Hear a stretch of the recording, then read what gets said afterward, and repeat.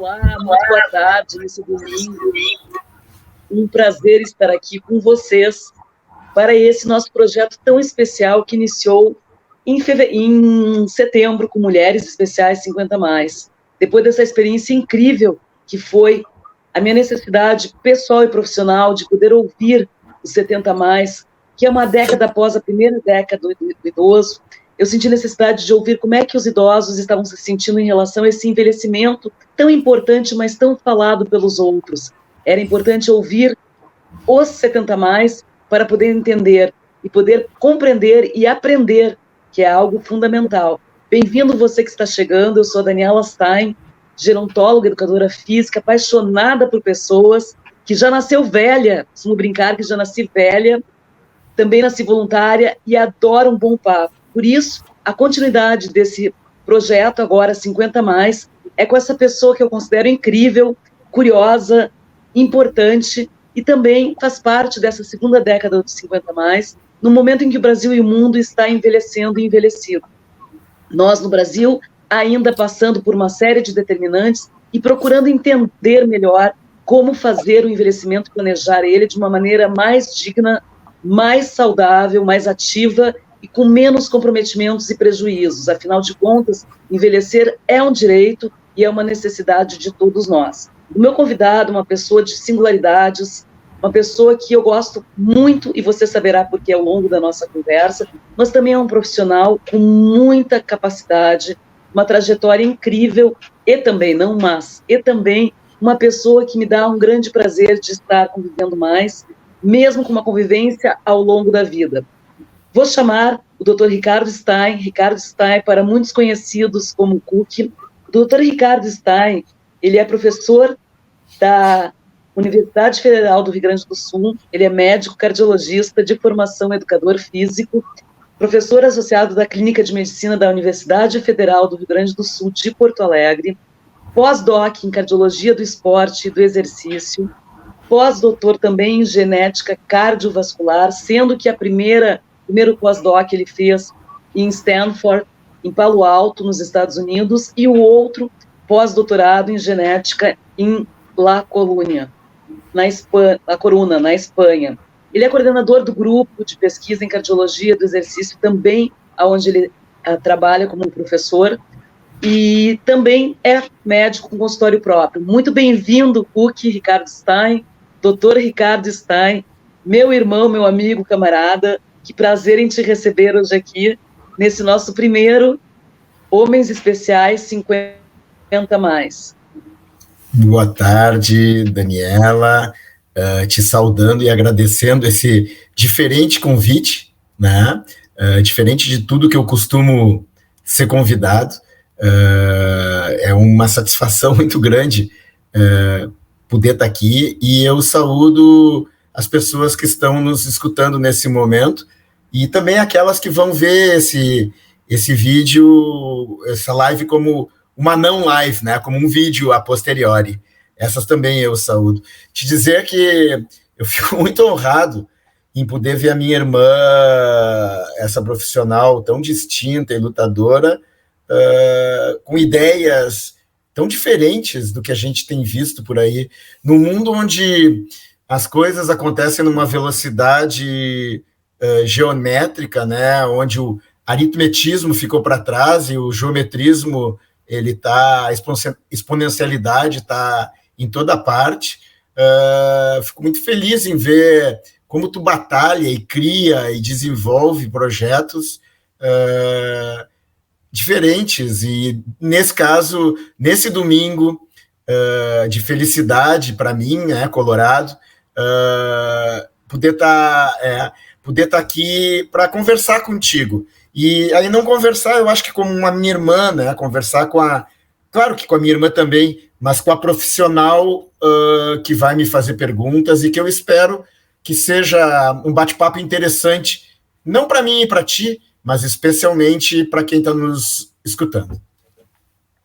Muito bom, muito bom. Também para mim além o Ricardo, vou chamar de Ricardo, às vezes de Cook, mas além de admirar a trajetória e a história do Ricardo, é uma satisfação, como ele disse, porque a gente pouco tem tido momentos de encontros profissionais, e esse espaço hoje, esse bate-papo, vai permitir trazer um pouco dessa grande trajetória dele como profissional, mas também como ser humano, que fez uma trajetória incrível. Então, o projeto Homens Especiais 50+, ele traz na figura do Ricardo, do Cook, para quem nos conhece, um pouco dessa história. Eu começo perguntando, no nosso bate-papo, entre evidências, expertises e competências, como é que está a saúde do coração do brasileiro? Como é que está a saúde do coração do homem, de uma maneira geral, já que esse é o mês, né, do Novembro Azul? Como é que está a saúde desse brasileiro, na tua perspectiva, na tua competência diária? Como está o brasileiro dentro desse cenário, em termos de saúde? Como é que percebe as pessoas, os homens se cuidando no momento? O homem brasileiro se cuida? Tu falou em Novembro Azul. Primeiro, eu não sou especialista em próstata, mas eu acho que eu tenho próstata, eu sou homem, e graças a Deus ainda tenho a minha e ela está saudável. Acho que importante, já antes de mais nada, para aqueles homens que estão nos assistindo, lembrar que existe um exame, né, que chama o exame de toque, e que esse exame, ele, repleto de tabus, medos, sei lá, independente disso, ele deve ser feito, porque em algumas situações ele pode ser salvador de vidas, poupar momentos de muitas perdas, não só da vida, como também de saúde, já que a gente está falando de saúde. Mas saindo da próstata, indo para o sistema cardiovascular, e mais especificamente para o coração, eu acho que nós vivemos também aí um processo de exponencialidade etária. Quando eu cheguei na Califórnia em 2009 com a minha família, no dia 26 de dezembro, né, no dia seguinte ao Natal de 2008, desculpa, para passar o ano de 2009 lá, nós às vezes íamos de Palo Alto, Mountain View, onde a gente morava, para São Francisco. E passando o aeroporto de São Francisco, tinha uma curva num lugar chamado São Francisco do Sul, ou South São Francisco. E nos chamou a atenção o outdoor. 2008, isso, primeira vez que eu vi. Estava escrito assim, uma propaganda de uma empresa: já está entre nós o homem que vai viver 150 anos. Isso em 2008. Com as pessoas, né, passando a viver mais tempo, e os homens também, embora vivam menos em média que as mulheres, os homens vivem mais. Houve época em que a idade na qual as pessoas morriam, em média, era 40 anos ou menos. Hoje, em alguns lugares, os homens estão chegando perto dos 80 anos, né? As mulheres passam dos 80 anos, em outros lugares menos.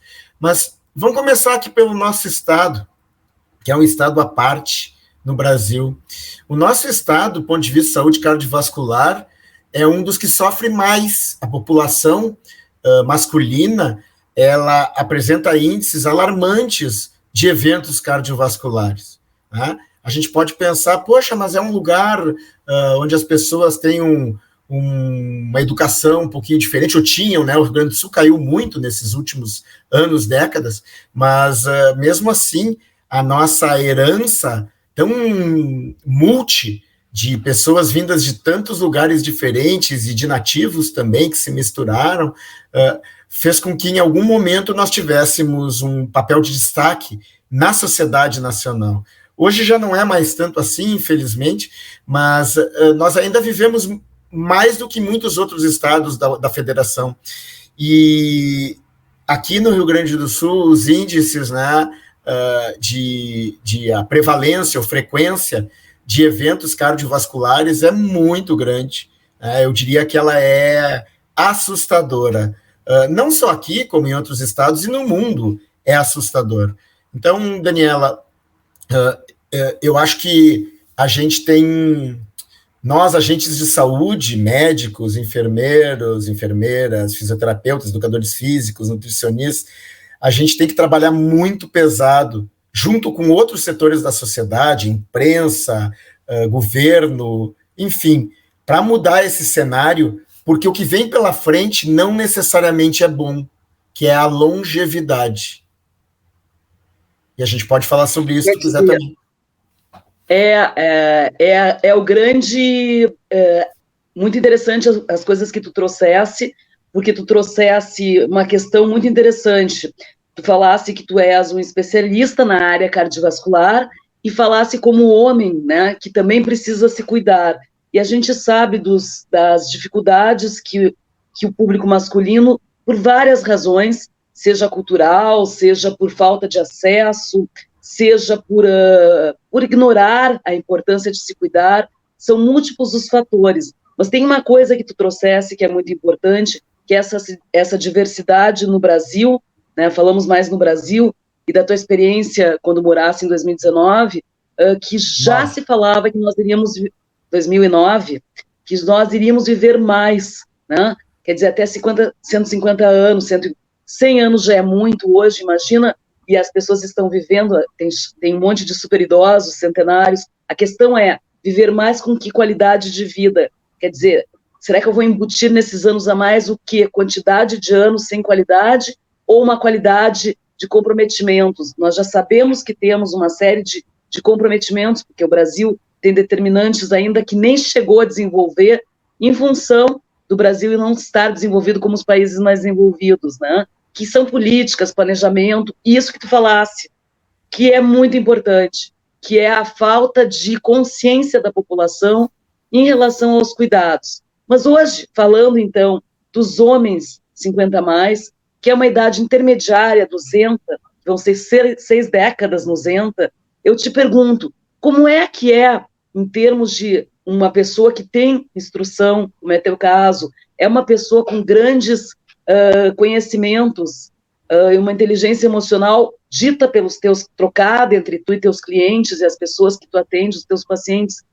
Como é que tu enxerga o cuidado do homem sob a perspectiva dessa longevidade? As pessoas estão, de fato, por mais que elas tenham conhecimento, elas estão praticando essa informação e conhecimento, porque hoje tem mais de 6 milhões de pessoas que nem estudam, nem trabalham, nem fazem nada. É o analfabeto funcional, né? Nós precisamos entender para onde vai essa saúde e como é que tu percebe, enquanto homem, essa informação dentro desse contexto, desse cenário de longevidade em relação à saúde do homem. Bom, eu vou começar por onde eu terminei. Eu falei que a longevidade não necessariamente é uma coisa boa. Hoje todo mundo fala, longevidade, vamos buscar a longevidade. Existe uma área da medicina chamada anti-aging, que eu eu sou um cara muito... eu pego a informação e levo para o meu consultório, mas eu considero a medicina embasada em evidência uma coisa importante. E a medicina anti-aging, ela não é exatamente uma medicina que segue isso. Se seguisse, eu seria o primeiro a fazê-la, embora eu acho que eu faço, de certa maneira, como um cardiologista preventivo, né? Sem aplicar hormônios, sem usar de coisas que talvez a gente não precisa discutir aqui agora, mas eu não uso. Então, me convidaram para dar uma aula no Plaza São Rafael em junho do ano que vem, num evento internacional. Plaza São Rafael aqui, provavelmente presencial. E aí pediram para eu bolar um título da aula. E aí eu pensei, poxa, como é que eu podia fazer? Segredos da longevidade em 20 minutos. Aí eu pensei, se eu sou um cara embasado em evidência, segredos da longevidade parece algo meio, assim, vender um peixe, né? Eu estou querendo vender alguma coisa. Não.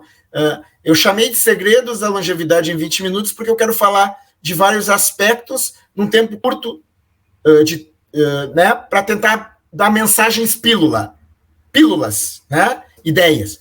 Bem, aí eu fiquei pensando, vai ser em junho.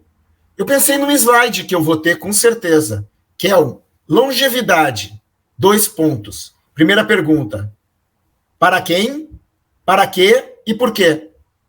Adianta ser longevo se eu estou com insuficiência cardíaca, coração fraco, internando a cada 3 semanas? Adianta eu ser longevo, ou seja, ter mais idade, adentrar os 60, 65, 70, 80, 90, que seja. Se eu tenho uma má qualidade de vida, que para mim é um desfecho duro em qualquer estudo, qualidade de vida é algo fundamental, adianta ser longevo para alguém que é atlético, é funcional, amarra o seu sapato, vai no banheiro sozinho, faz o seu exercício, come, né? Bom, essa é a primeira questão. Aí, indo direto à tua pergunta, dos 50 a mais, que adentra nos critérios da Organização Mundial da Saúde como idoso, e eu estou chegando lá porque eu tenho 57 e em um mês e um dia vou ter 58, né? E às vezes me dei conta, me peguei sofrendo com isso. Sofrendo, porque eu estou muito mais perto dos 86, muito, do que dos 26. Embora o hiato temporal seja o mesmo. Os anos que me serão ofertados, eles vão ser mais parecidos daqui para frente com aquilo que é alguém de 60, 70 anos do que o 26, 36, 46, que é diferente, mas funcionalmente ainda é meio parecido, né?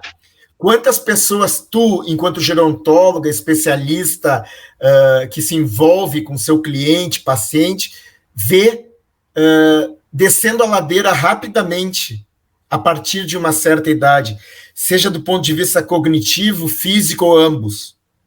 Então, a pergunta que eu faria para quem está nos assistindo, para as 2 milhões de pessoas que estão nos assistindo, né, está aqui 2 milhões, será que a gente não tem que buscar essa tal longevidade de uma forma consciente, coerente e factível a qualquer preço? Não, senhor. Não existe Ponce de León nem a fonte sagrada da juventude, a não ser nos livros. Olha, daria para fazer, a gente pode até fazer um workshop a partir desse módulo aqui, porque foram tantas informações importantes e preciosas, porque todos nós estamos sujeitos do envelhecer e do velho ser, que seremos, né, aqueles que forem até que a vida permitir. A oportunidade na revolução da longevidade é justamente a gente estar planejando hoje nos 50 a mais, nos 40 a mais, a oportunidade no aqui e agora, desse passo a passo que tu falasse em relação à tua palestra, que parece uma coisa meio milagrosa. A bem da verdade que a gente sabe que não existe milagres, existe trabalho, construção, dedicação, acerto e erro, e muito estudo para se chegar a uma determinada resposta, ainda mais na área da biologia, na área do comportamento humano, nessa integralidade que envolve essas questões que tu trouxeste também. Eu escrevi sobre quem você quer ser quando envelhecer e velhecer, e uma das primeiras perguntas que eu faço no livro é se tu gosta de gente que envelhece, se tu gosta de ti enquanto pessoa que está envelhecendo, e se tu convive com pessoas que envelhecem. Porque nós, por exemplo, que fomos pessoas que tivemos uma história de vida, né, com pessoas, tivemos modelos, os avós que foram centenários, um bem-sucedida avó, o vô com Alzheimer. Quer dizer, nós tivemos modelos numa outra época do mundo, mas muito, muito bom a oferta de ter convivido. E esses modelos, para quem tem esses exemplos, fazem ou não a diferença.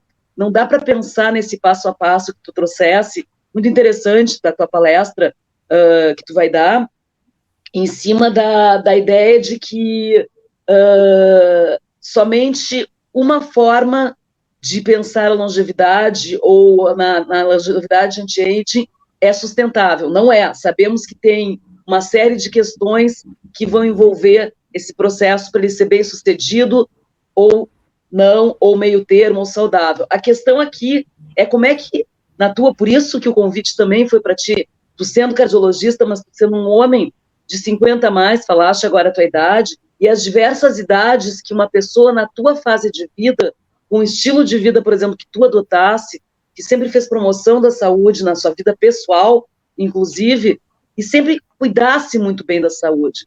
O que as pessoas, talvez, até tem estudos sobre isso, o Lancet publicou as 12 formas, digamos assim, né, para se evitar uma longevidade adoentada, né, como prevenir, né, desde sociabilidade com outras pessoas, desde fazer uma série de prevenções na vida social, na vida de atividade, exercício físico, na vida do check-up com médicos, enfim. A minha pergunta é, quando tu te deu conta desse momento da vida, tu estás enquanto pessoa, como é que tu tá te pensando, vamos pensar daqui do agora para frente, já que tu trouxesse essa experiência que tá mais para tá no meio entre os 86 do que os 26.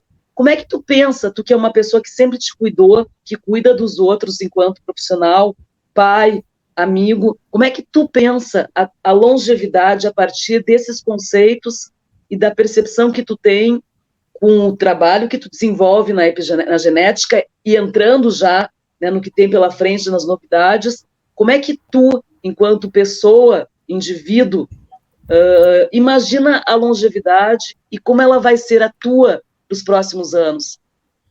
Bom, vamos lá. Fizeste inúmeras colocações. Sim. E qual é a pergunta exatamente que tu quer que eu responda? Quem é o Ricardo Stein na longevidade planejada a partir dos seus 57 anos? O que tu espera planejar a partir desses 57 anos? Primeiro que até aqui eu me dou conta que eu não planejei muita coisa. Eu faço exercício desde o útero da nossa mãe, né? Nossa, não a minha e tua. Eu vi pessoas da nossa família fazendo exercício a vida inteira. Eu lembro do nosso avô, esse que tu mencionou, que veio a falecer com 99 anos, com demência, mas que aos 80 e alguma coisa corria comigo velozmente nas areias de Capão e Atlântida, era um negócio inacreditável, né? Ele era um homem que acordava às 4 da manhã, 4:30 da manhã, dormia suas 7, 8 horas e fazia exercício todas as manhãs e no final de tarde. E quando ia à praia, saía da nossa casa no Farol, em Capão, e ia até o Trapiche, em Atlântida, e voltava 2 vezes por dia. Quer dizer, temos uma prima que era considerada a locomotiva do Parcão, né? Até saiu uma reportagem com ela um tempão atrás. Pais e mães pai e mãe muito atléticos também, mas eu sempre fiz muito exercício a vida inteira. Ontem eu corri meus 9 quilômetros, hoje eu vou fazer um treininho regenerativo depois que eu sair daqui, né? Treino terças e quintas, até trazendo uma das filhas, a mais velha, que gosta muito, que vem fazer exercício comigo, junto com o professor, que foi uma maneira até da gente se ver mais, 22 anos, já é uma moça, outros interesses além do pai e da mãe, mas faz exercício comigo direto já há mais de um ano. Então, bom, se eu não planejei exatamente, de certa maneira, as pessoas, elas planejam o seu dinheiro, algumas, e não planejam a sua saúde. Eu ouvi uma vez um colega meu falar que um paciente dele trabalhou feito louco até os 50 anos. E o que aconteceu? Ganhou muito dinheiro, como a menor parte da população. Mas ganhou muito dinheiro. E a partir dos 50 começou a ficar doente. E aí não tinha dinheiro que comprasse a saúde dele depois dos 50. O dono do Santander, que morreu da Covid, como o seu pai e o meu pai, o nosso pai, em abril desse ano, o dono do Santander, da Espanha, era riquíssimo, riquíssimo, bilioníssimo. Ele chegou para a filha dele, quando ele estava morrendo, e disse: eu sei que não tem dinheiro que compre o ar que eu não consigo mais respirar. E morreu. Então, tem aquilo que é factível e tem o imponderável da Silva. O factível está diretamente relacionado com instrução, né? E as pessoas, de uma forma geral, elas não têm, nesse país, e agora, nesse momento, relacionado a N fatores, eu não vou entrar em detalhes, e não quero trazer celeumas também, mas esse momento pandêmico porque ele continua ainda, embora as pessoas já jogaram a toalha, acham que não, que está tudo bem, espetacular, mas não está. As pessoas não têm o que comer. Então, o primeiro problema delas é comer na refeição seguinte. E aí elas não se preocupam diretamente com a saúde, como eu e tu, nossos clientes, pessoas de um nível socioeconômico talvez um pouco mais avançado, que tem preocupações econômicas também, mas que... Quem é que faz mais exercício, por exemplo? São os indivíduos de classe A e B, brancos, caucasianos, de origem caucasiana, né? Que tem mais informação. Quem é que faz menos exercício? Mulheres negras, nesse país, né? Negras, e que são o extrato das classes D e E, falando em termos de estratificação. Então, está muito difícil. Uma coisa é eu, Ricardo Stein, me cuidar. E mesmo me cuidando, a hipertensão está aí, a dislipidemia está aí, colesterol, hipertensão, né? Existem outros fatores genéticos, epigenéticos, que vão impactar na vida das pessoas. Tu falou em Lancet. Em julho de 2012, saiu um fascículo inteiro do Lancet sobre inatividade física. Aí eu puxo um pouquinho para nossa, a brasa para nossa sardinha, porque nós somos educadores físicos, os dois, e eu trabalho como cardiologista do exercício e do esporte, além de ser médico do esporte. Nesse fascículo do Lancet, eles atribuíram uma mortalidade de 5,3 milhões de pessoas. 5,3 milhões de pessoas morreram diretamente por inatividade física. Então, se nós estamos numa pandemia que matou 4 milhões, 5 milhões, 6 milhões de pessoas agora, a gente vive todo ano essa pandemia da inatividade física.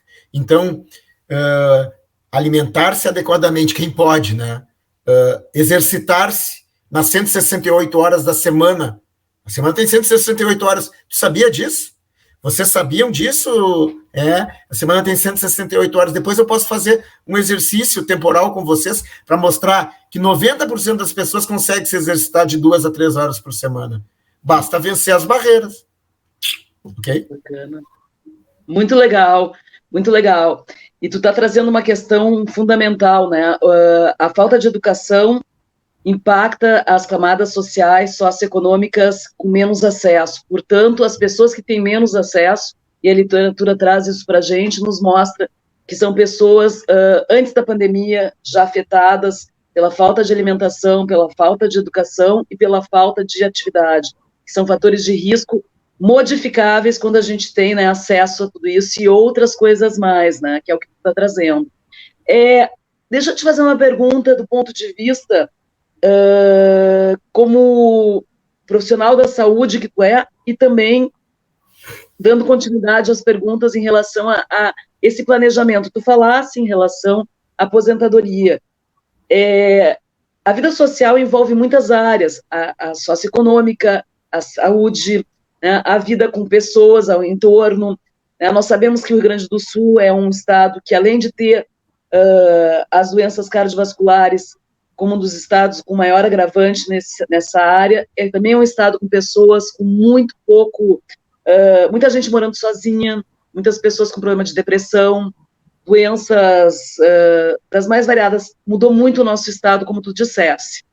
Eu te pergunto, nós temos agora, a nível de Brasil, mudanças muito rápidas etárias, a expectativa de vida aumentando muito no Rio Grande do Sul, e lá na outra ponta, Maranhão e outros estados do norte, principalmente, com a expectativa de vida de até mais de 10 anos a menos. Né?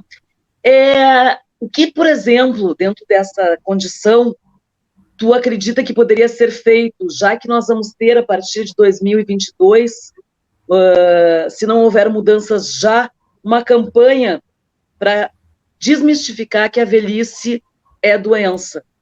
Existe um CID a nível mundial dizendo que velhice é doença.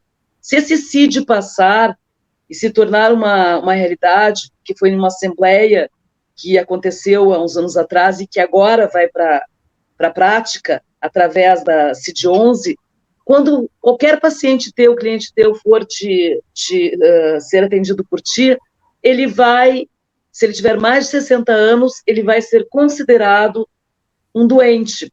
Outro dia mesmo, só para comentar, um repórter uma rede bastante conhecida, disse exatamente o que tu falaste das doenças de maior fator de risco, doenças cardiovasculares, diabetes tipo 2, obesidade, inatividade física e velhice, ele falou isso, são doenças. Como tu vê isso? O que nós podemos fazer? Doença velhice é doença? Não, doença é doença, velhice é velhice.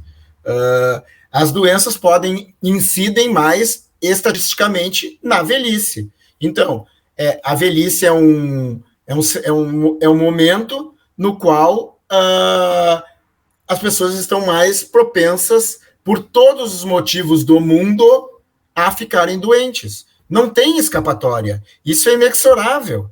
As pessoas vão ficar mais doentes quando estão velhas do que quando jovens. Na juventude, as pessoas vão ter mais gastroenterite, infecções, resfriado, gripe, coisas que matam, ok? Mas muito menos se as condições são adequadas. Já os velhos vão ter doenças, sejam ricos ou pobres, doenças crônico-degenerativas. E aí entra naquela questão da longevidade. De que adianta tu ser longevo se tu tens uma doença crônica degenerativa que se arrasta contigo e te faz sofrer? Né? Essa é uma pergunta que a gente tem que fazer. Será que as pessoas querem ficar doentes e sofrerem ou querem poder viver até onde elas produzem, interagem, se gostam dos outros, não dão problemas? Então, primeiro, na minha concepção, eu nunca estudei isso, mas na minha humilde concepção de homem de 50 anos mais, é que velhice não é doença, mas velhice assusta, assim como as doenças assustam. Eu, conversando com alguém, outro dia, ela me disse, essa pessoa, que tem mais idade do que eu, me disse, eu acho a minha velhice uma bênção, porque eu tenho orgulho de ser chamado de senhora, enquanto eu, até conversar com essa mulher, eu dizia, não precisa me chamar de senhor, me chama de Ricardo, me chama disso, daquilo. A partir desse momento eu mudei, eu aprendi. Isso faz 2 semanas atrás, numa sexta-feira tardinha, numa conversa muito interessante. E hoje, se me chamarem de senhor, é isso aí. Não é ruim ser senhor, né? E eu achava ruim ser chamado de senhor. Né? Por quê? Porque foi como um insight. Me caiu uma ficha. Se eu sou chamado de senhor, é porque eu cheguei até aqui. Se eu me sinto bem, e posso dizer para vocês, para ti, Daniela, que eu vou correr depois da nossa live, e corri ontem, né? E hoje a minha corrida vai ser regenerativa, numa passada bem mais tranquila, só para fazer um soltinho, e que terça e quinta eu vou fazer exercício com a minha filha, né? E que eu acordo sem dor, e que eu consigo ir dormir contemplando aquela hora boa do sono também. Poxa, isso são bênçãos que eu tenho geneticamente herdada, e também porque até agora pude desenvolver isso. Mas nem todo mundo vai viver assim, e talvez eu não viva assim a vida inteira. Talvez em algum momento queira me entregar, né? Como eu sei de muita gente que se entrega para doença. E às vezes, mas eu não conheço ninguém que se entrega para a velhice per se, a não ser que algo esteja causando mal para ela na velhice, mas se entrega para a doença. Tá? Porque a velhice é mais uma etapa da vida, né? Ela por si só, ela não vem já classificada como uma doença, é uma etapa mais da vida. E achei interessantíssimo tu falar, que mudasse a tua percepção, porque as longevidades, por mais que elas sejam gerais, elas são individuais. E daí a beleza e a riqueza também, o quanto ela é cara, porque nós não saímos de moda, a gente não sai de moda em nenhum momento. O quanto ela é cara, porque ela precisa de atenção, de paciência, de ouvir de fora da casa da gente, muitas vezes, para aprender, de aprender para desaprender. de ouvir o outro e entender que o outro tem uma história e sua memória. Por isso a importância os 50 mais, hoje ditos como os 40 mais, ou é uma classificação da diversidade nusenta, das diversas idades, que muitas vezes a literatura classifica, mas na prática a gente precisa entender na nossa cultura, e como tu falasse, as diferenças que vão permear essa qualidade, que tu também trouxesse uma integração importante, né? Que qualidade nessa quantidade de anos. Existem alguns estudos, inclusive, não vou me lembrar o autor, mas comentando, por exemplo, a importância um homem idoso de 80 anos, um octogenário, que nunca praticou exercício, se faz um exercício físico 1 ou 2 vezes por semana, os ganhos, do ponto de vista desde a autoestima, a sociabilização e fisiológicos, são imensos. E aí o estudo traz os ganhos da massa muscular, a diminuição da sarcopenia, que é essa perda da massa muscular, os ganhos de estar intergeracionalmente com outras pessoas de outras gerações, a importância disso tudo. Cookie, Ricardo, estou adorando, espero que as pessoas estejam gostando desse nosso bate-papo. É informal, mas ele é muito informal. Já são 2.332.000 aqui, ó. Tem uma pergunta do Sri Lanka aqui, inclusive. Opa, vamos lá. É um prazer, porque a informação, ela informa, ela não deforma. E trazer uma pessoa com o teu nível de conhecimento e a tua experiência é algo que me traz muita satisfação pessoal, profissional e pessoal. Voltando a perguntar sobre essa questão da velhice, tu dissesse que assusta, foi muito bom tu trazer isso. Por que assusta? Quais são os mitos? Tu já sofresse preconceito como o idadismo, que é o preconceito com a idade cronológica, que tu é diferenciado, tem um estilo de vida diferenciado, biológico, que escolhesse muitas coisas e teve acesso. O idadismo está baseado no preconceito contra a idade cronológica. Tu já sofresse isso? O que tu acha disso? Bom, não, eu não. Não, já sofri bullying porque eu sou baixinho, mas nunca, por causa da minha idade, já vi gente... Bom, a gente vê todos os dias, né? Ainda mais um país como o Brasil, onde o velho é tratado como doente mesmo, e as condições de trabalho para o velho, as condições de acessibilidade, N coisas, parece que jogam contra. São muitas barreiras. Mas comigo não, nunca vivi nada disso. Pelo contrário, as pessoas me respeitam. Lá no início, é interessante, eu fiz uma carreira, e aqui não é nenhum autoelogio, mas eu vou contar porque eu comecei lá no Clínicas, depois que eu terminei a residência na PUC, eu comecei no Clínicas em 1996 como aluno do professor Dr. Jorge Pinto Ribeiro, infelizmente já falecido, meu mestre, amigo, irmão mais velho, assim como tu é mais nova, mas ele irmão de ciência, né? Enfim, depois ele foi meu orientador de iniciação científica quando eu estava na faculdade, na PUC também. Mas depois, doutorado, então comecei com mestrado, doutorado, aí entrei num concurso como contratado do Clínicas, e em 2013 virei professor da universidade, casualmente, quase na vaga dele, porque ele faleceu, eu entrei na vaga anterior, eu entrei na vaga de um outro colega que se aposentou, e o meu colega que entrou depois de mim entrou na vaga dele, Jorge Pinto Ribeiro.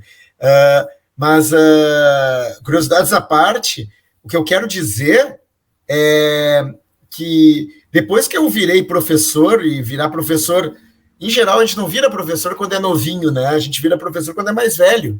Professor numa universidade, nesse caso, já tem que ter doutorado, tem que ter andado um pouquinho.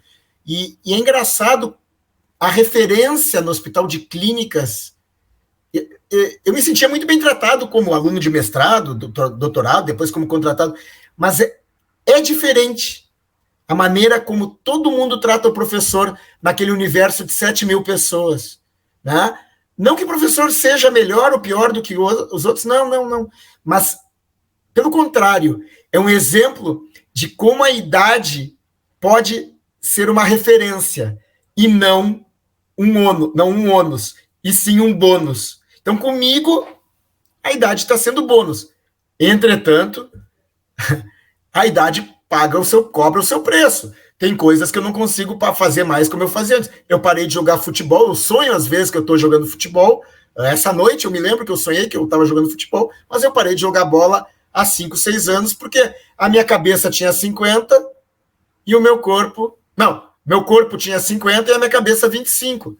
Não combina, estava sempre lesionado.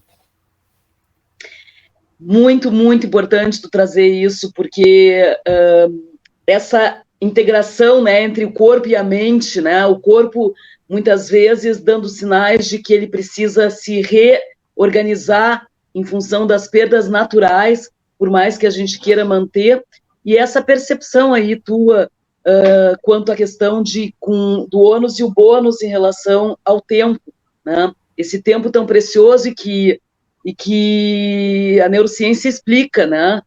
Tem pesquisas sobre isso, que quando a gente fica mais sério, ao contrário do que muita gente acha, do ponto de vista da capacidade de ser mais assertivo, de ficar mais focal frente às coisas da vida, como se tu fizesse uma limpeza, tu desintoxicasse, né, o teu computador interno, e fica mais direcionado para aquilo que realmente vale. Por quê? Porque tu já viveu, porque tu tem experiências de vida, tu já tem uma história para contar. Dentro dessa história para contar, Ricardo Stein, Cook, profissional, pai, homem, amigo, irmão, tu tem uma história fantástica, as pessoas não te conhecem, acho que filho, obrigada, né, tem uma história incrível aí, acho que poucas vezes vejo como uma oportunidade para muita gente que gosta, te conhece, para outras pessoas conhecerem o teu trabalho. É um modelo mais informal, como eu disse, de entrevista, de bate-papo. Quem é o Ricardo Stein hoje? E dentro disso, quais são os medos que se tu pensasse em ti hoje, com os 86, quem vai ser aos 86 hoje? O Ricardo Stein, nessa longevidade, com diversas diversidades e capacidades e também prejuízos que a gente encontra ao longo da vida. Quem é hoje, aos 86 amanhã?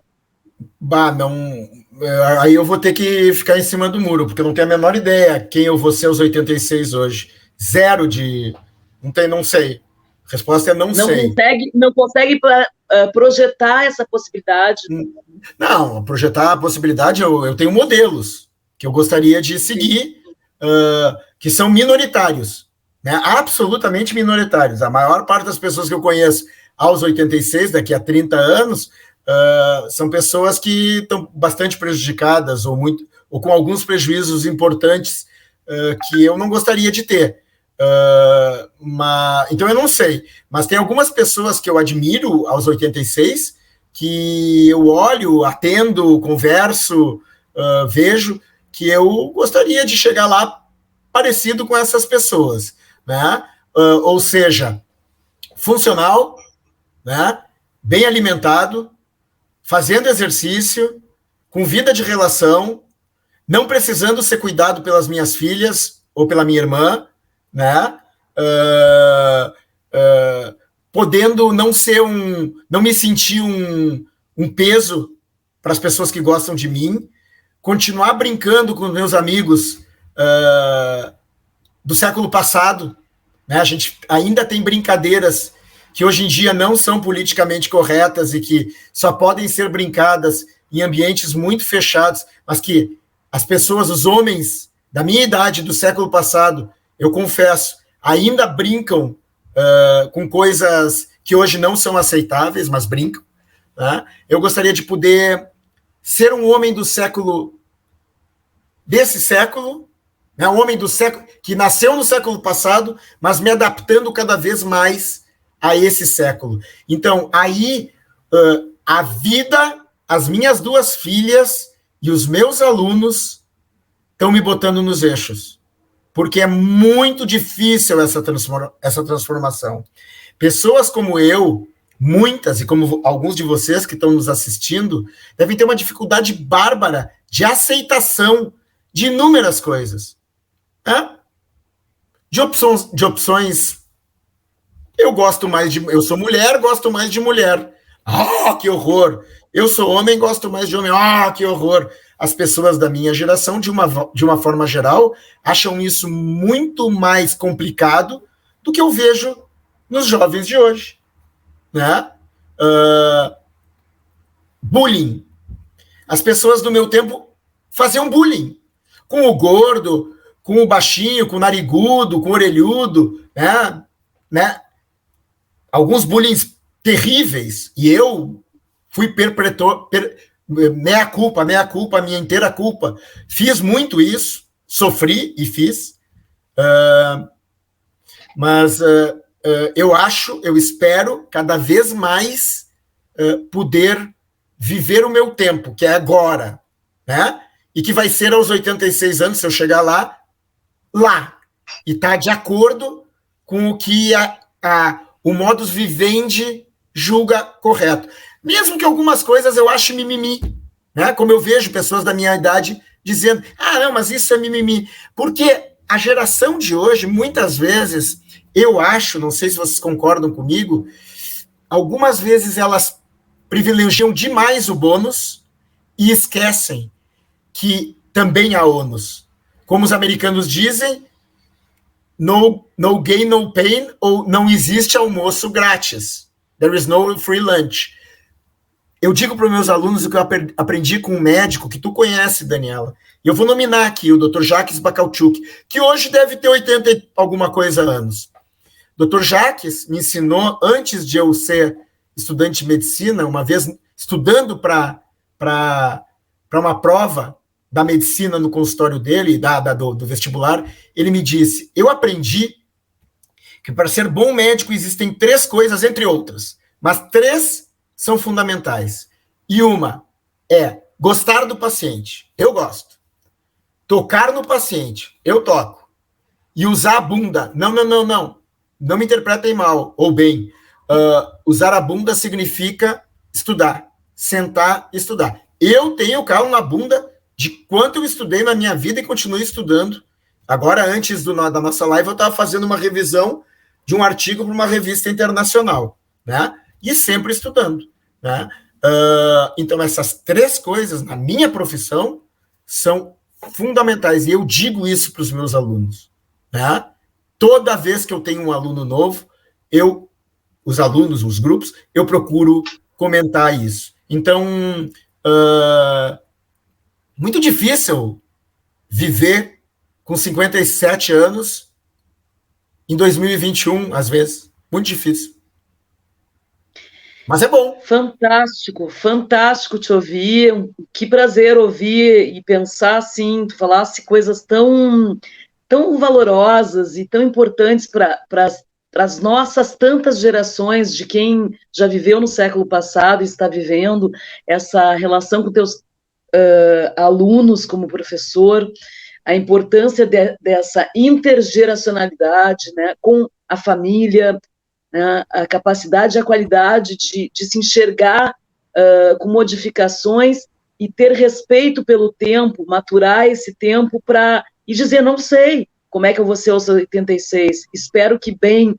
Eu acho que, tem um estudo fantástico, que um dos maiores medos das pessoas não é morrer, mas é envelhecer, né? Como envelhecer, né? Porque as pessoas não falam sobre isso, não vivem muitas vezes e acabam deixando isso no tipo deixa a vida me levar, como Posso te interromper? Posso te interromper? Deve. Tu falou numa coisa, tu não me fez a pergunta, e nem sei se ia me fazer, mas morrer aos 50 e mais, acho que é algo importante também, porque a gente começa a ver vários casos de mortes nessa idade. E aí, na minha área do conhecimento, a cardiologia, infelizmente, as pessoas morrem nessa idade, até às vezes um pouco antes, e certamente depois. né, de doenças cardiovasculares, mas morrer, vamos lá. Medo. Eu tenho medo.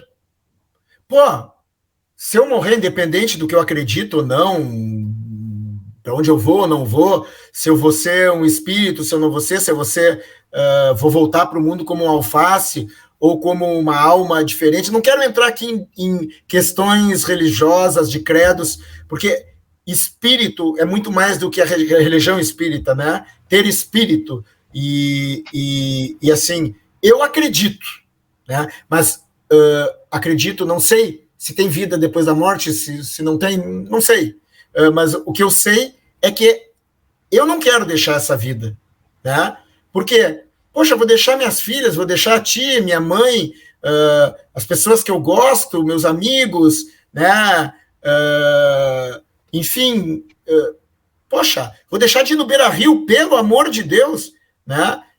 Se tiver vida depois da morte, eu quero voltar no Beira-Rio, mesmo que eu sofra anos a fio, sem campeonato, mas, pô, poder ver o Inter ganhar do Grêmio e afundar o Grêmio, desculpa, gremistas, desculpa, mas eu não vou mentir para vocês, aliás, eu não estou mentindo em nada aqui, estou sendo muito sincero, eu fiquei muito feliz ontem, estou muito feliz por isso hoje, eu diria que até eufórico, mas brincadeiras à parte, eu não quero morrer, mas eu não tenho medo de ficar velho. É diferente, bem diferente, né? Eu quero ficar velho, porque quando eu era piazinho, eu aproveitei, tu sabe, a nossa mãe que está aí do teu lado, que eu ouvi a voz dela, vocês duas sabem, poxa, o quanto eu aproveitei a minha infância, adolescência. Pô, mesmo uma época problemática, e eu com os problemas que eu apresentei, poxa, como eu gostei da minha adolescência, início da minha vida adulta, quantas coisas eu fiz, né? Depois e até hoje. Poxa, se eu tivesse que dar uma nota para a minha vida, eu daria 9, porque 10 não dá, né? Que aí seria uma mentira deslavada. Mas eu daria 9. Eu espero não morrer agora, espero que demore bastante, mas se eu morrer hoje, vocês podem dizer, pô, esse cara aí gravou uma live e disse que ele foi um cara que viveu bem. Podem chorar, se lamentar, quem quiser, mas tem um lado que é o lado da vida, e a vida está sendo ótima. Então, eu espero viver muitos anos, e eu acho que eu sou uma pessoa que tem essa alta probabilidade, bom, só porque eu quero, né, mas embora eu tenha medo da morte, eu não tenho nenhum medo da velhice, Se eu ficar trelelé, com problemas, liquidado, bom, aí eu vou procurar soluções, e talvez uma das soluções seja aquela definitiva, e de preferência, se for morrer dormindo, pensando numa coisa bem legal, que eu amo, gosto, como, por exemplo, jogar futebol, estar com as pessoas que eu amo, transar, sei lá. Muito legal, muito bonito, muito emocionante te ouvir. Acho que esse é o espírito do projeto Mulheres Especiais 70+, Homens Especiais agora 50+, deixar essa fluência, a beleza das evidências virem à tona junto com a experiência, né? Trazer as experiências de vida junto com uma história de vida cheia de qualidades, de questões. Era esse o objetivo desse nosso primeiro Homens Especiais 50+, não era uma aula, não era... era exatamente como está sendo. Ricardo Stein, meu irmão, meu amigo, camarada, meu amigo, meu irmão, uma frase, uma mensagem, o que tu gostaria de deixar nesse nosso encontro? Eu tenho comecei dizendo, tu é um educador nato, tu é uma pessoa de grande capacidade, pessoal, profissional, a maturidade tem te feito muito bem. Acho que as pessoas que estiverem perto de ti são pessoas privilegiadas, porque tem uma pessoa com grandes qualidades, defeitinhos como todo mundo, mas com grandes qualidades. Né? Não tão poucos assim, né? Um privilégio a gente estar podendo fazer essa live juntos. Gostaria que tu deixasse uma mensagem aqui para o pessoal, o que tu gostaria de dizer. Quem quiser perguntar, que também pergunte para que o Ricardo o Cook possa responder. Bom, a primeira coisa não tem nada. A primeira coisa não tem nada. Só comentar aqui, o Ricardo Mendes disse: envelhecer não é morrer, e sim reinventar a vida a cada novo dia. Ricardo Mendes, tudo bem, Ricardo? Bonito nome, Ricardo, gostei do teu nome. E a Janete, ou Janice, eu não me lembro, também tinha feito um comentário antes, que estava gostando. Que legal, obrigado. Eu vou começar a te responder dizendo que o quadro que tu escolheu aí atrás, ele se presta, e aí eu estou sendo eu também, meio... Parece que tu está com duas guampas na cabeça. Bom, dito isso, vamos lá para o que é sério mesmo, né? Depois da brincadeira, eu não podia, não ia conseguir me controlar. É de um primo nosso, tá? Só para ficar registrado, é do César Sten. Não estou dizendo que ele é feio ou bonito, estou dizendo que agora tu parece que tá com duas guampas, assim. Mas, bom, vamos para a resposta. Vamos lá. Diga. Qual é a pergunta mesmo? Não era uma pergunta, era uma mensagem, era algo que tu quisesse deixar, né, sobre o nosso papo, porque eu sei que tu não está acostumado com esse, né, esse modelo de live mais aberto. Mais ou menos. Tu sabe, eu entrevisto pessoas também num projeto que eu desenvolvi, mas aí é voltado para tópicos específicos com pessoas que são de notório saber naquela área. Eu não sou um cara de notório saber e nem tão especial assim. Eu só vivo os 50 a mais, só isso. Eu experimentei e estou vivendo, e tá bom.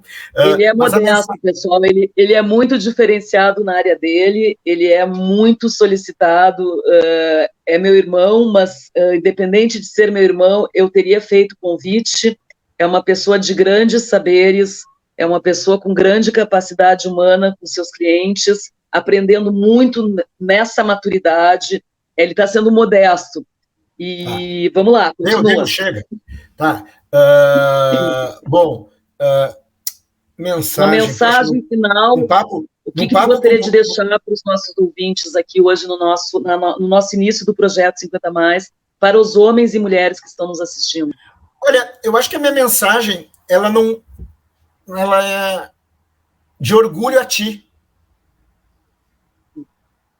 Porque tu criou, eu não sei se existem outros homens especiais 50 a mais pelo mundo afora, né? Deve existir outros programas como esse, mas não sei se tu inventou ou se tu pegou um modelo que alguém lá na Malásia criou e tu achou, legal, vou fazer, não importa.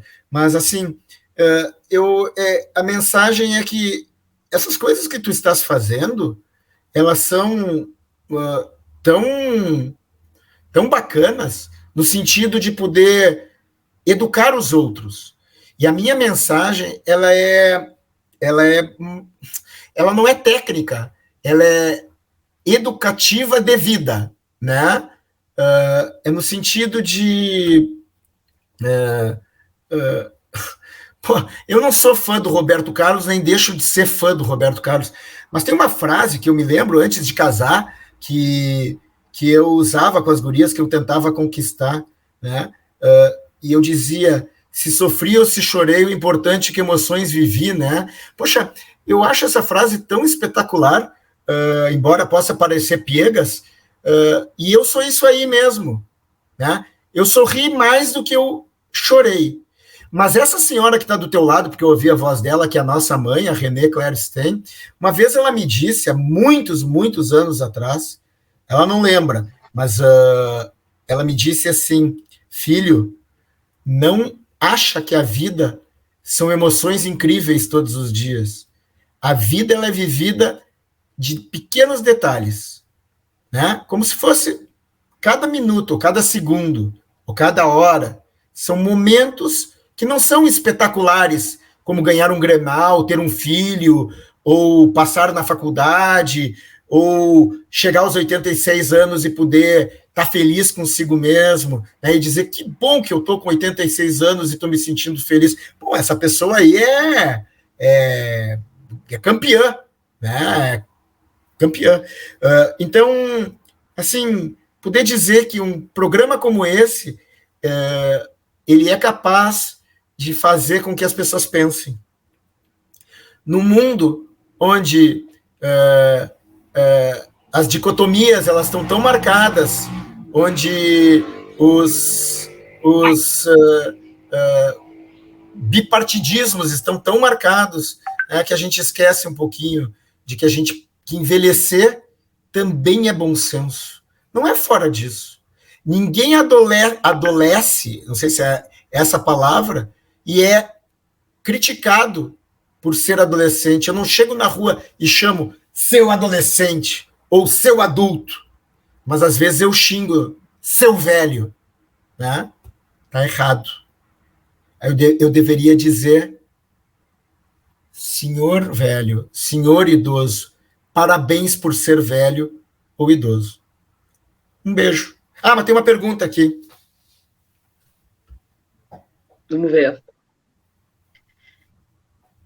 O Valdemar pergunta: como combater o idadismo se ninguém ouve as pessoas idosas? Excelente pergunta, Valdemar. Muito bem-vindo. Bom, como Valdemar, combater o idadismo se as pessoas não ouvem? O idoso, o velho, terceira idade, ou quarta, ele passa por uma invisibilidade social, né? Seja em casa, seja na rua. Como combater isso, na tua opinião? Bom, eu não sou Valdemar, obrigado. Eu não sou um especialista nisso. Talvez tenha gente que possa responder essa pergunta de uma maneira com mais proficiência. Mas eu sou um ser humano, como tu, Valdemar, como o Ricardo, que fez a pergunta, como a Daniela, enfim. Eu acho que a gente tem que sair do obscurantismo. A gente tem que esclarecer. E a tua pergunta vai ao encontro de projetos como esse aqui, 50 a mais, 70 a mais, homens, mulheres, né?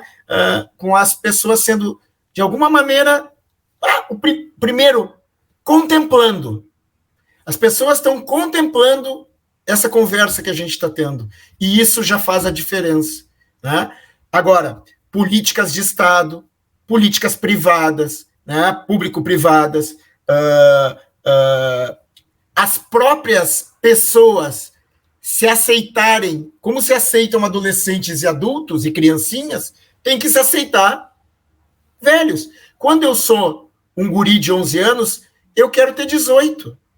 Por que eu não posso ter 57 e querer ter 86? Bom, eu sei, porque 86 vem marcado por morte, doença, final, término. Bom, esse é o caminho inexorável. Ninguém vai escapar dessa, nem o Pelé, né? Pessoas brilhantes na sua área de atuação, né? Freud morreu, Marx morreu, a moça ontem, infelizmente, veio a falecer, né? Ela que era tão amada por muitos, com 26 anos, com um filhinho de 1 ano ou 2, né? As pessoas morrem, às vezes em acidentes terríveis, às vezes de doença, às vezes alguns se matam aos pouquinhos e acabam morrendo de fato. Então, eu acho que nesse aspecto, o Valdemar me permite saudar mais uma vez a ti, Daniela, pela tua iniciativa de fazer um projeto como esse. Eu não sei se tu foi feliz na tua primeira escolha, talvez pessoas mais interessantes pudessem ser escolhidas, mas não querendo me desmerecer também, eu acho que pelo fato de eu ter gostado, né, de estar aqui e falar de peito aberto de coisas minhas, tuas, nossas, né, de todos, isso já vai ao encontro do combater o idadismo, que, na verdade, não acho que ninguém ouça. Eu acho que muitas pessoas não ouvem, mas vão se arrepender quando ficarem velhos. Vão ter que se dar conta, vão ter que aceitar que talvez elas cheguem lá, né? De uma maneira ou de outra. A Mercedes diz, bem-vinda, Mercedes, sem ser velho não se vive. Bom é ser velho e viver. Não sei se eu concordo com a Mercedes no sem ser velho não se vive. Eu acho que se vive, sim. E se vive um montão. mas pode ser bom ser velho desde que se consiga viver, né? E de preferência com qualidade. Eu também, Mercedes, não vou passar a mão na cabeça de todo mundo e dizer que eu concordo com tudo que as pessoas pensam. Eu, por exemplo, não concordei muito com a tua frase. Não quero ser grosseiro, mas eu tenho a minha opinião, mas eu concordo com bom é ser velho e viver. Também deve ser bom ser velho quando se pode viver. Porque a Mercedes é um exemplo, né, de uma mulher de 87 anos que já viveu muito e foi uma das entrevistadas e está trazendo para nós uma experiência única, individual, de alguém que já viveu, né, dentro desse contexto. E aí a gente traz aqui, fazendo esse fechamento nesse primeiro momento, nesse primeiro projeto, que foi baseado em experiências pessoais, uma necessidade pessoal de ouvir, mesmo que eu fale muito, eu gosto muito, aprendi, estou aprendendo a ouvir os outros, mesmo que às vezes um pouco braba, né, em alguns momentos, abrir a escuta do olhar e ver com os ouvidos, né, sair de dentro da gente para escutar o que os outros pensam e sentem. E a educação para a saúde, que é a tônica desse projeto, é trazer a experiência de alguém que, antes de ser um profissional, e que profissional, também é um ser humano sujeito desses processos evolutivos, muito peculiares e singulares, porque cada história é uma história, e no mundo com tanta intoxicação, se perde a essência das coisas mais óbvias e simples da vida. Então, nós podemos conversar, trazer experiências pessoais, ouvir coisas agradáveis, outras nem tanto, sobre o envelhecer, a envelhecência, que é uma alusão à adolescência do adulto idoso, criada pelo Dr. Alexandre Kalash, que era o que tu falava antes da adolescência, é uma fase hoje de revolução na longevidade, trazida pelos baby boomers, e que nós que viemos de uma geração depois, também podemos aproveitar isso para nos tornarmos, já agora, a partir dessas conversas, para quem está experienciando esse papo novo, para quem já vive isso ou para quem trabalha, esse novo modelo de vida que nos oferece, né, algo impensável quando a gente falava no início da nossa live, que se vivia no século passado, na Alemanha, até os 45 anos, no início do século. E hoje se vive, né, até 100. Tem gente vivendo bem, tem gente vivendo com prejuízos, mas estamos vivendo com mais expectativa de vida num mundo com muitas possibilidades. Cookie, deixa teus contatos, Ricardo Stein, Dr. Ricardo Stein, deixa teus contatos para quem quiser te conhecer, poder marcar uma consulta contigo, aonde te encontramos, aonde as pessoas podem te encontrar. Bom, eu vou deixar claro uma coisa, eu fiz 2 especializações, uma é cardiologia do exercício e do esporte, a outra é genética cardiovascular, e eu foco o meu trabalho nisso. Então, é engraçado que eu estou falando aqui sobre envelhecer. Eu hoje não atendo mais no meu consultório pessoas que precisam de consultas com muita frequência. Isso não é uma contrapropaganda, é uma verdade que eu não posso negar, né? Eu faço cardiologia preventiva, mas, por exemplo, se vem alguém com uma insuficiência cardíaca, que precisa de médico, internação, eu não faço mais internação. Então, eu trabalho com cardiologia preventiva, muito, trabalho com cardiologia do exercício e do esporte, e trabalho com genética cardiovascular, que aí é um nicho um pouquinho diferente, né, que eu faço de uma forma muito diferente das outras 2 coisas. Mas tu queres que eu dê o contato do meu consultório? Por favor, fica à vontade para deixar teus contatos, para que as pessoas que tiverem interesse... Tu passa depois? Tá. Como tu te sentir mais confortável. Tu passa depois, tranquilo. Tá ótimo. Meu Instagram, Dr. Ricardo Stein não falou, mas também é palestrante, tem palestras incríveis, muito boas. Isso eu gosto de fazer, Daniela. Isso é uma das coisas que eu gosto de fazer. Isso me faz envelhecer com saúde. Se comunicar, né? Fazer palestras, palestrar, conversar, né? É uma adrenalina, é muito bom, né? É muito bom falar com os outros. Muito obrigada, foi assim muito especial para mim. Ricardo, de novo aí, parabéns. Obrigado, pelo Ricardo. Projeto, pela escolha. Teu xará aí, meu conhecido. Agradeço muito a presença. Para você que esteve até agora conosco, quero dizer que estou à disposição, meus contatos pelas mídias sociais. É um prazer abrir o projeto mais uma vez com o Ricardo, meu irmão, e também meu parceiro. Tivemos já algumas coisas juntos e já deixo aqui o convite para a gente fazer. Me convida para falar no teu evento ao vivo. Estou me convidando aqui um especialista na área de mentoria para a longevidade. Guardo o convite para 2022. Gente, até mais, um grande abraço, um ótimo domingo. Voltaremos semana que vem com o nosso próximo convidado. O mês vai ter outros convidados e fique com a gente, porque envelhecer bem é um direito, é uma necessidade e é uma escolha. Procure sempre pensar nas suas individualidades, no seu estilo de vida e procure pessoas para te ajudar a colaborar nesse processo que é tão diverso e tão intenso, que vai nos fazer grandes desafios e conquistas ao longo da nossa história. Um grande abraço, mais uma vez obrigada pela tua presença, Obrigado. Cook, Ricardo, e a todos que estiveram com a gente. Até a próxima.